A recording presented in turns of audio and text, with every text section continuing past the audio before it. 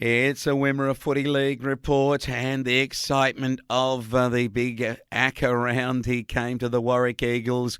He came, they lost. They had a big night though, and a fella who was there is none other than Scotty Stewart from the Warrack Herald. G'day Scotty, how are you? G'day Wayne, yeah, going well, thanks. Good. Did Aker bring a crowd to the night? I mean, was it financially lucrative for the Eagles? Yeah, definitely. It was the Sportsman's night. Yeah, there was a big crowd there. There was a lot booked in, and then there's a fair few sitting around the outskirts. But just a bit of a question answer type setup with his friend who he does a radio podcast up in Queensland with, and it was a good night. He certainly entertained and got some good stories, and question answer time was interesting too. And the crowd saw a famous handstand, so that was another trademark of Aker's, wasn't it? So we got to see that. So not on the ground though, because we'll talk about that in a minute. But the night was good. It generated a lot of interest, and a good time was had by all. All right. He didn't get to kick a goal, and I'm told that Stall said, "Let's make sure we keep Aker right out of the game." Did they line up a good defender on him, and did Jason not get into the game too much? Yeah, they put some very good fellas on him for a start. A young fella went on him for starters, and I thought that would be a good test for him. And we were winning a fair bit of the footy and pushing it forward there and trying to isolate Aker one out. But it wasn't delivered all that well to him, and a bit of pressure coming from up the ground too, from onto our on ballers. And as you say, he didn't get a goal. He had a very good last quarter, had a hand in a couple of goals, and helped out that way. But I know at one stage there, that Jackson Dark on him, he's one of their Stall's best defenders, and he had a good duel then. But no, he kept working to the final sign. It was a good effort. Yeah, good effort, Carl Cheney, best for your side, and a good effort from Ryan McKenzie, always in the game. And Bailey Watts, one of his best performances at senior level. He booted 4. Yeah, Bailey was really good. He was probably kicked a goal per quarter, I think, and tell a lie there. He kicked 2 in the last quarter, and he ended up with 4, which was probably his best bag of goals. So he's coming along pretty well up there, a bit of an elusive forward. But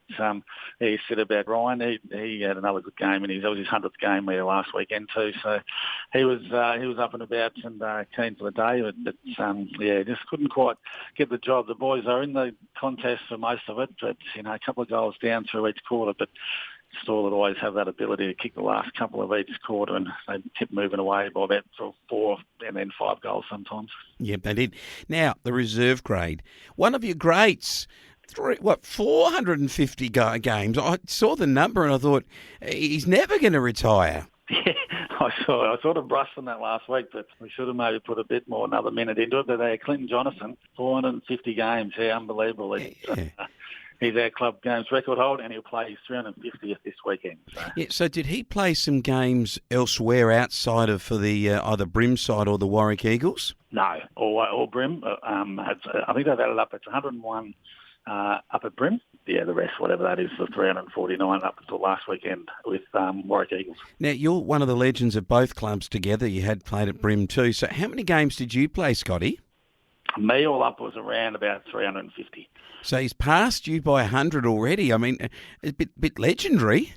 Yeah, unbelievable. He doesn't look like stopping either. He's got a new lease. Probably playing with his son, and just one of those fellas. The right body, durable, and ageless. Yeah, brilliant stuff. Hey, ageless Ararat, 18-13, 121 Minyat Matoa, 5-8-38. We've been doing this report for a long time. I can't remember when Minyat Matoa have been belted so readily, and Ararat are really looking good. Couldn't believe the score line when I heard it last weekend. But Ararat pushing up around the 90-point mark over Minyat Matoa. You think, well, fair enough, the Arats have won by 83 points. But then you think, hang on, if this is against Minyat Matoa and 9 goals for nothing in the first quarter and holding the Burrows to just 1 goal at half time, it was a day to forget for the Burrows. But a good one for Ararat for sure. Yeah, great one. And when you consider Tanner Smith was the best player for Minyat they've still got Luke Fisher in that side, a medalist. So, you have to say, now the big Kay Delahunty's over there at the Southern Valley Giants, things have changed.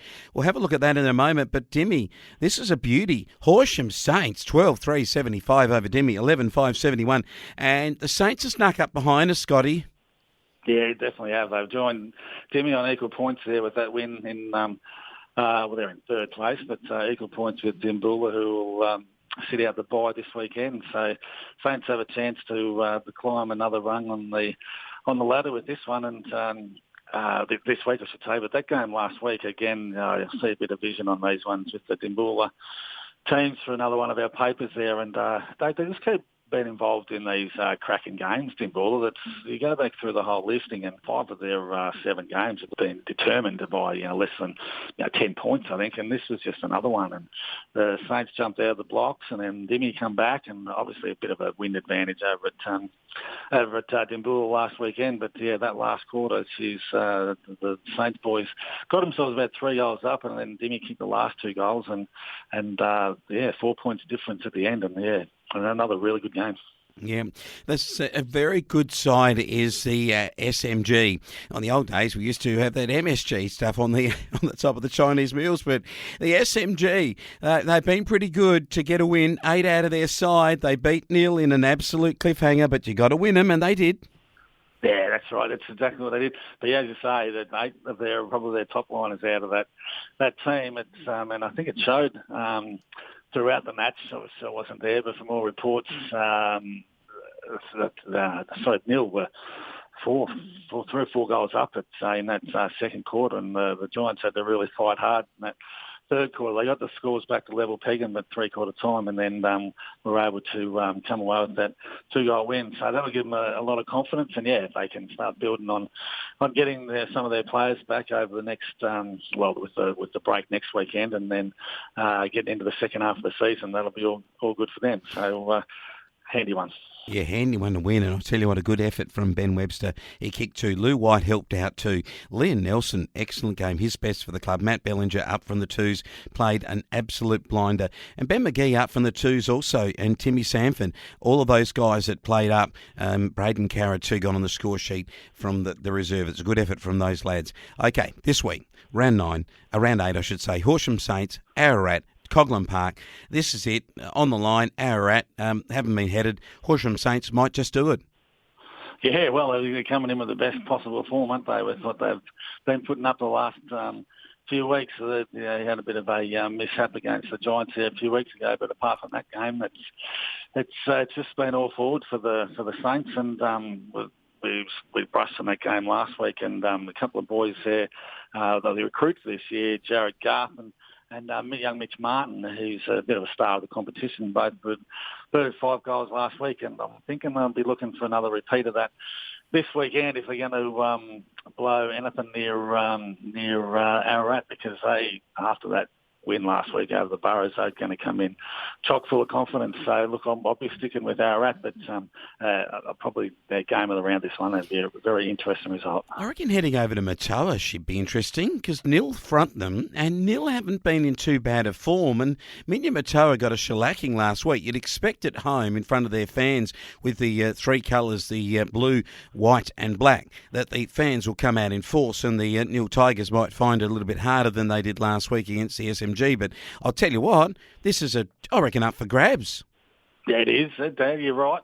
They're going on current form, and the Tigers, they were up and about against the Giants last weekend, and the Burrows were soundly beaten. But it could be one of those games. You never know. You don't want to pre-empt anything, do you? But it could be one of those games where the sleeping Giants sort of awakens. They've lost their place in the top 5 with that loss last week, the Burrows. So they'll be keen to get that one back pretty well, so they may well come out breathing fire in this one. But Nil, to their credit, they just keep sticking at their game plan, and it seems to be working for them. But I would be tipping the Boroughs to bounce back in this one. Stall take on Horsham D's. The D's season defining a loss here. I think it is defined.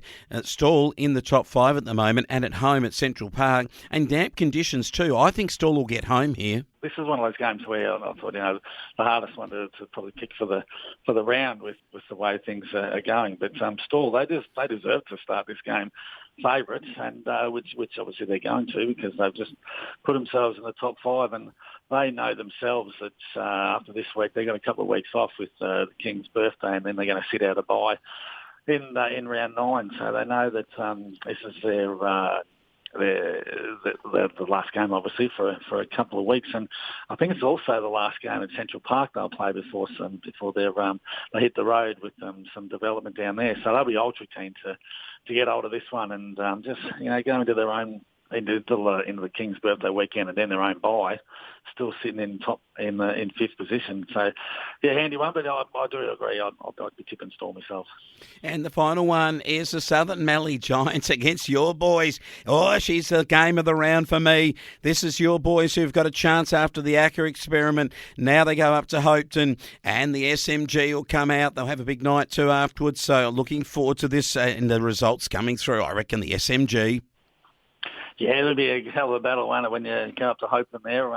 The Eagles haven't had a very flash track record against the Giants since they've been playing against them. So, in fact, they haven't beaten them since they've come in. So, they'll give themselves a good chance. I just keep looking at that game last week against Stall with the Eagles played, and the end result, it's a 26-point loss, but halfway through the last quarter it was only a couple of goal difference. And if they can just fix up a couple of turnovers or a couple of errors, that position turns the ball over and takes it down the other end and scores, because they won't want to be doing that against the Giants, because they will hurt them badly going the other way. So it'll be an interesting one. Yeah, the Giants aren't in the greatest form, whether they're getting a few players back. They've still got to all gel together once they all come back together. But it'll be a good battle, this one, and I'm hoping the Eagles boys just put up a good showing, because if they can just keep improving with what they've been doing over the last few weeks, that first win's not that far away. But look, maybe not this week, but we can only hope for a big showing. Oh, big showing.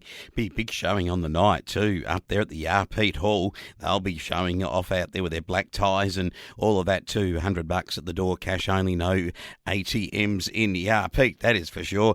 And I'm looking forward to hearing the results coming through. A big weekend, Scotty. You enjoy yourself too, and we'll catch up with you next week. Yeah, good on you. No worries, Wayne.